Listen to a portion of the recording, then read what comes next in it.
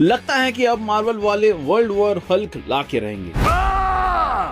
अगर रिपोर्ट सही निकली और ग्रे हल्क सच में हमें ब्रांड न्यू डे में देखने को मिल गया तो ये सिर्फ एक नॉर्मल कैमियो या फैन सर्विस मोमेंट नहीं होगा। ये मार्वल का एक बहुत ही कैलकुलेटेड मूव हो सकता है जहां स्टूडियो सीक्रेटली ऑडियंस का रिएक्शन टेस्ट कर रहा है, और अगर लोग इस वर्जन को एक्सेप्ट करते हैं तो ये डायरेक्टली वर्ल्ड वॉर हल्क की तरफ लीड कर सकता है। क्योंकि मार्वल को एक चीज अच्छे से पता है, हल्क सिर्फ तब काम करता है जब वो सिंपल ग्रीन मॉन्स्टर न लगे बल्कि एक अनप्रेडिक्टेबल टेरिफाइंग फोर्स लगे, और ग्रे हल्क का कॉन्सेप्ट एग्जैक्टली वही एनर्जी वापस लाता है। हल्क का कैरेक्टर एमसीयू में हमेशा से एक स्ट्रेंज पोजीशन में रहा है। ऑडियंस ने उसे एवेंजर्स मूवी के अंदर अपने सबसे पावरफुल फॉर्म में देखा, जहां पे वो थोड़ा सा फनी भी था, कन्फ्लिक्टेड भी था, बट एक कंप्लीट सोलो पावर हाउस के फॉर्म में कभी भी एक प्रॉपर्ली मूवी नहीं दिया गया है हल्क को, सिवाय द इनक्रेडिबल हल्क के। अब इनक्रेडिबल हल्क का भी आया हुआ ऑलमोस्ट 20 साल हो चुका है, और उसके बाद बैनर का arc team up films, cameos और साइड स्टोरीज में घुलता मिलता चला है। प्रॉब्लम ये है कि हल्क जैसा कैरेक्टर बैकग्राउंड में सरवाइव ही नहीं करता, उसको सेंटर स्टेज चाहिए होता है। उसको ऐसा सेटअप चाहिए होता है जहां उसकी एंगर, ट्रॉमा, आइसोलेशन और डिस्ट्रक्टिव नेचर को फुल स्केल पर एक्सप्लोर किया जा सके, और ग्रे हल्क का र्यूमर इसी गैप को फिल करने की तरफ जाता है, जो कि हमें ब्रांड न्यू डे के नए ट्रेलर को देखकर समझ में आ भी रहा है कि उसमें सच्चाई हो भी सकती है। ग्रे हल्क का आइडिया कैजुअल फैंस के लिए बस एक डिफरेंट कलर वेरिएंट हो सकता है, बट कॉमिक रीडर्स के लिए इसका मीनिंग काफी डीपर है। ग्रे हल्क या तो हल्क का अर्लियर पर्सनालिटी फेस को रिप्रेजेंट करता है या फिर बैनर के डार्कर, मोर मैनिपुलेटिव साइड को। इसका टोन ग्रीन हल्क से अलग होता है। ग्रीन हल्क ज्यादा रॉ रेस फील करता है, जबकि ग्रे हल्क एक ज्यादा शार्प, अनस्टेबल और इमोशनली कॉम्प्लिकेटेड वर्जन बन सकता है। और अगर मार्वल इस वर्जन को ब्रांड न्यू डे में इंट्रोड्यूस करता है तो वो बस विजुअल चेंज नहीं होगा, वो एक टोनल शिफ्ट होगा, और यहीं से वर्ल्ड वॉर हल्क का एंगल इंटरेस्टिंग हो सकता है। क्योंकि अगर मार्वल ग्रे हल्क के साथ ऑडियंस की क्यूरियोसिटी और एक्साइटमेंट टेस्ट कर रहा है तो वो इनडायरेक्टली देख रहा है कि क्या फैंस एक हार्डकोर हल्क स्टोरी के लिए रेडी है। मार्वल यूजुअली ऐसे एक्सपेरिमेंट्स रैंडम नहीं करता। स्टूडियो को पता होता है कि कौन सा कैरेक्टर कब ऑडियंस के लिए इनफ नॉस्टैल्जिया, फियर और हाइप क्रिएट करता है। स्पाइडरमैन की फिल्म में हल्क का अपीयरेंस ऑलरेडी बिग डील है, क्योंकि Spiderman projects generally event like feel देते हैं, जैसे कि वो कोई एवेंजर्स मूवी हो। अगर उस फिल्म में हल्क का फॉर्म थोड़ा डार्कर, थोड़ा वाइल्डर और थोड़ा सा ब्रूटल हो जाए तो लोग नेचुरली पूछेंगे कि ये किस डायरेक्शन की तरफ जा रहा है या फिर अगला स्टेप क्या होगा, और इसी क्वेश्चन का जवाब होगा वर्ल्ड वॉर हल्क। ये आइडिया सिर्फ एक स्टैंड अलोन मूवी नहीं है, ये एक्चुअली एक पे ऑफ फिल्म हो सकती है। ऐसे फिल्म जो सालों तक बिल्डअप होकर एक्सप्लोड करे और बॉक्स ऑफिस में एक नया रिकॉर्ड क्रिएट कर दे। मार्वल अगर सच में हल्क को सेंटर में लाना चाहता है तो उसके लिए सबसे इफेक्टिव रूट ये होगा कि पहले कैरेक्टर को अनस्टेबल, आइसोलेटेड और इमोशनली लोडेड दिखाया जाए, फिर उसको किसी ऐसे इंसिडेंट से ट्रिगर किया जाए जो उसकी रेज को वर्ल्ड वाइड थ्रेट में बदल दे। ब्रांड न्यू डे में ग्रे हल्क का एंट्री पॉइंट इस चेन रिएक्शन का फर्स्ट डोमिनो बन सकता है, क्योंकि अवेंजर्स एंड गेम के बाद से हल्क का जो रेपुटेशन है वो एज अ हीरो बन चुका है, तो एज अ उसको विलन शेड में दिखाना अभी तो मुश्किल होगा। कॉमिक्स में वर्ल्ड वॉर हल्क कोई स्मॉल स्केल स्टोरी नहीं थी, वो एक फुल ऑन रिवेंज एपिक थी जहां हल्क अर्थ पर वापस आकर अपने एनिमीज को सिस्टमैटिकली टेक डाउन करता है। इस स्टोरी का इमोशन सिर्फ एक्शन नहीं था, इसका कोर था बिट्रियल, एग्जाइल, लॉस और ह्यूमिलिएशन। सबसे पहले तो हल्क को प्लेनेट से बाहर भेजा गया था, उसके बाद जहां उसने एक नई जिंदगी शुरू की उसको किसी ने तबाह कर दिया, और उसके बाद से हल्क उस हंट पे निकलता है ताकि वो उसे बर्बाद कर सके, जिसके वजह से ये सब हुआ।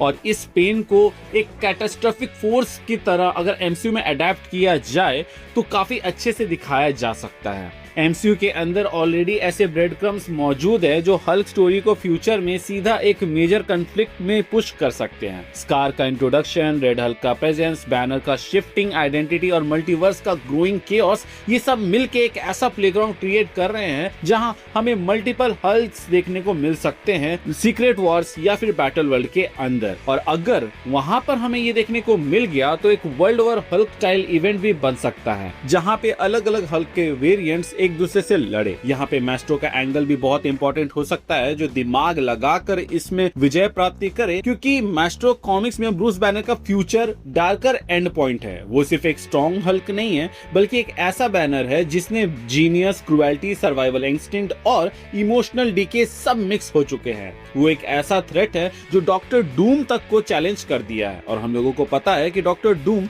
दिखने वाला है डूम्सडे और सीक्रेट वॉर्स मूवी के अंदर। अगर एमसीयू मल्टीवर्स रूट यूज करता है तो मैस्ट्रो एक परफेक्ट विलेन या मेजर थ्रेट बन सकता है मार्वल सिनेमैटिक यूनिवर्स के अंदर। और ये चीज मार्वल के लिए बहुत ही स्मार्ट भी होगी, क्योंकि एमसीयू को अब ऐसी स्टोरीज की जरूरत है जहां स्पेक्टेकल के साथ इमोशनल आइडेंटिटी भी जुड़ी हो।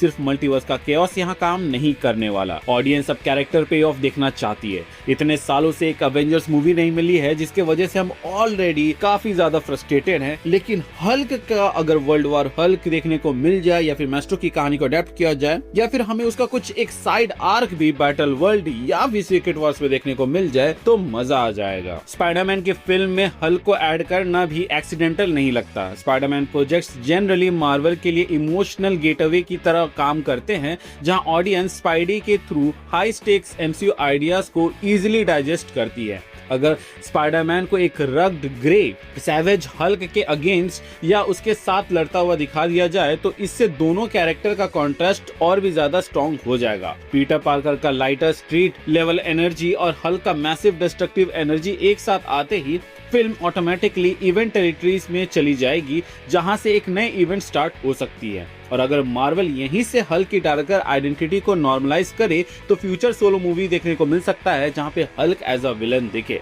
अब मैं हल्क को एज अ विलन इसीलिए दिखाना चाहता हूं क्योंकि अगर वो एज अ विलन दिखेगा तभी जाके वो खुल पाएगा, वरना अगर हीरो के रूप में दिखेगा तो उसको पिटते हुए दोबारा से देखने के लिए रेडी हो जाओ, जो कि तुम एज ऑफ अल्ट्रॉन से देखते आ रहे हो। अब यहाँ पे सबसे इंपॉर्टेंट सवाल ये है कि ग्रे हल्क का ब्रांड न्यू डे में दिखना अगर एक सेटअप है, तो क्या उसका इम्पैक्ट हल्क के एक नए मूवी की ओर जा सकता है, या फिर हमें एक स्ट्रॉन्गर एवेंजर देखने को मिलेगा? क्योंकि ट्रेलर के अंदर तो हल्क बहुत ही ज्यादा अनरूली लग रहा है, लेकिन मूवी के अंदर हो सकता है कि उसको टोन डाउन कर दिया जाए। अब इसके होने के चांसेस इसलिए भी हैं क्योंकि यहाँ पर एक फैक्टर को लोग भूल रहे हैं, और वो हमें देखने को मिला था थॉर रैग्नारॉक मूवी के अंदर। अगर आपको याद हो तो एज ऑफ अल्ट्रॉन के एंड में जब हल्क अर्थ से साकार चला जाता है तो वो हल्क फॉर्म में रहता है और ह्यूमन फॉर्म लेता ही नहीं, जिस वजह से जब बैनर वापस से ह्यूमन फॉर्म में आता है तब उसको 2 साल की बातें याद नहीं रहती। तो